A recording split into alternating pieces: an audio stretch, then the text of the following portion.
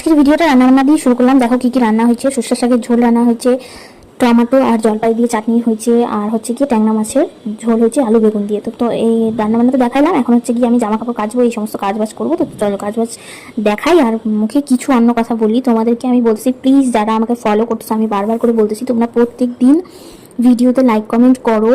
Follow দাও চাই না দাও, তোমাদের যাদের সাপোর্ট চাই অবশ্যই একটা করে লাইক কমেন্ট করবা, না হলে পরে আমি কিভাবে তোমাদের আইডিগুলোতে যাবো, কিভাবে আমি তোমাদেরকে সাপোর্ট করবো বলো তো। আর আমি তো আরেকদিন লাইভে এসে বলছি যে এটা হচ্ছে কি এখন ট্রেন্ডিং হয়ে গেছে আর কি। তুমি যদি কাউকে সাপোর্ট করতে না যাও, এখনো আমরা কারণ কি মানে বড় আর কি আমাদের পেজ প্রোফাইল বানাতে পারি নাই, তাহলে আমাদেরকে কিন্তু অন্যদেরকে সাপোর্ট করতেই হবে। আমি এতদিনে যা বুঝলাম, অনেকেই দেখো আমি অনেক দিন থেকে ভিডিও করি, আমার ভিডিওতে ভিউজ হয় না, হ্যান হয় না, তেন হয় না, এমনি হয় না।